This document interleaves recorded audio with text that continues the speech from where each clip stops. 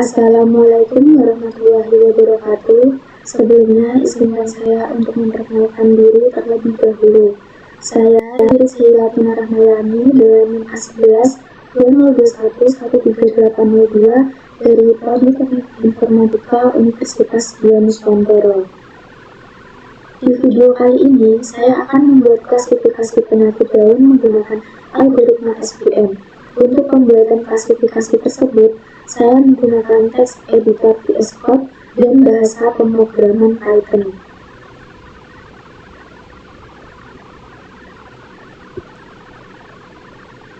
Bagi yang belum menginstal VS Code, dapat mendownloadnya terlebih dahulu di kode.visualstudio.com dan untuk Python dapat mendownloadnya di python.org.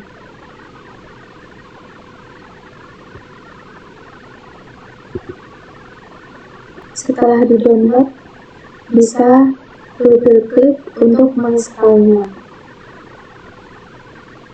Kebetulan di sini saya sudah menginstalnya, maka bisa langsung digunakan dan tidak perlu menginstalnya lagi.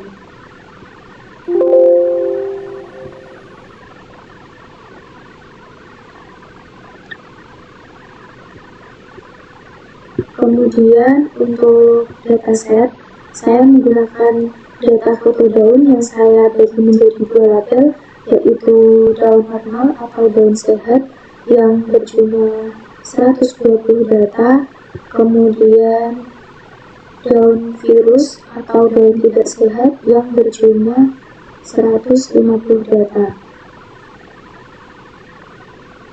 Untuk programnya sendiri, saya menggunakan VS Code dengan membuat 3 file, yaitu augmentasi.py, model.py, dan label.py.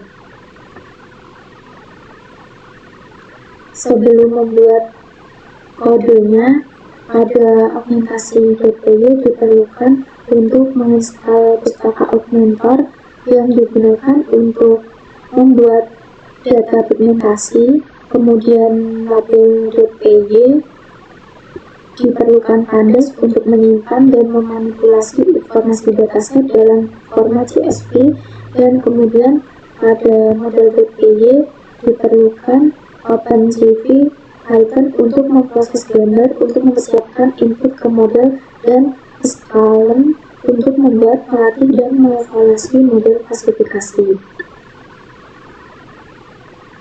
Pada file augmentasi.py, kodenya seperti ini.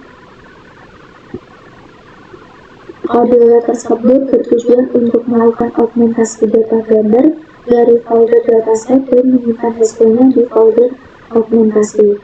Augmentasi sendiri digunakan untuk menambah jumlah data dengan cara membuat variasi baru dari gambar yang ada seperti flipping, rotasi, zoom, dan penyesuaian kecerahan. Di sini didefinisikan dua kategori yang terdiri dari kategori normal dan kategori virus. Kategori data normal untuk gambar daun sehat dan kategori virus untuk gambar daun terinfeksi. Augmentasi dijalankan hingga jumlah total gambar mencapai target count, yaitu 1000 gambar per kategori. Output yang didapat dari kode tersebut yaitu berisi hasil augmentasi dengan folder normal dan virus. Masing-masing memiliki 1000 gambar hasil augmentasi. Selanjutnya, kode tersebut dapat dijalankan dengan terminal, kemudian terminal,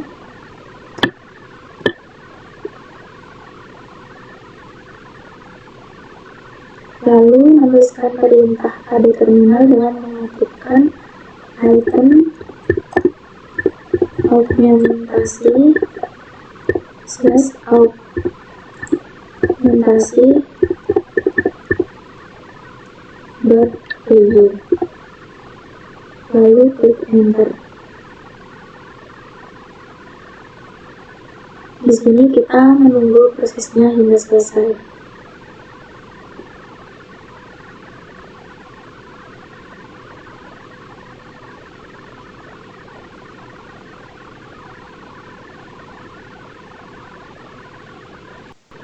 prosesnya telah selesai dan untuk hasilnya secara otomatis akan muncul di folder augmentasi yang terdiri dari normal. Di sini akan bertambah otomatis berjumlah 1000 data, dan untuk virus juga sama, akan bertambah otomatis berjumlah 1000 data. Kemudian langkah yang kedua yaitu membuat kode pada label GPU. Seperti ini kode-nya. Kode pada label GPU digunakan untuk membuat file CSV yang berisi label untuk dataset hasil augmentasi. Setiap gambar diberi label berdasarkan kategorinya. Untuk kategori 0 yaitu normal dan 1 yaitu untuk virus. Data gambar dan label disimpan dalam file CSV bernama labels.csv. Kegunaan label tersebut untuk mengotomatisasi proses pelabelan dataset berdasarkan kategori folder dan agar memudahkan untuk dataset dengan ukuran besar tanpa pelabelan manual. Sama seperti augmentasi tadi, untuk menjalankan label GPU dapat menuliskan item spasi label GPU. Kemudian enter.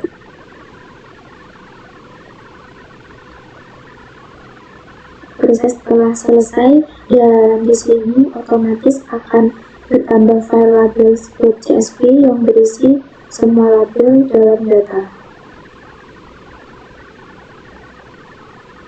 Kemudian langkah terakhir yaitu modeling pada file model.eu. Kode pada file ini merupakan implementasi model SVM untuk klasifikasi gambar. Dataset berupa jalur file gambar dan label disimpan dalam file CSV. Gambar diubah menjadi vektor setelah diolah, kemudian digunakan untuk melatih model SVM. Kodenya seperti ini.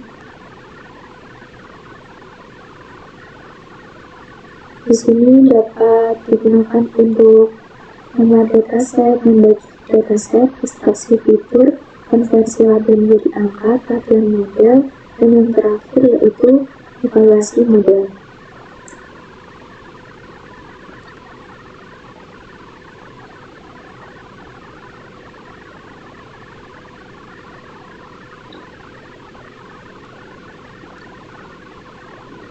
Kode tersebut dapat dijalankan sama seperti di awal tadi, yaitu item spasi model GPU. Lalu klik enter. Kemudian menunggu prosesnya hingga selesai.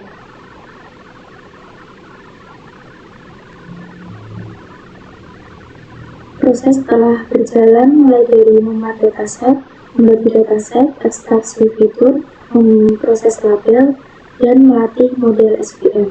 Untuk melatih model SVM ini memerlukan waktu yang cukup lama.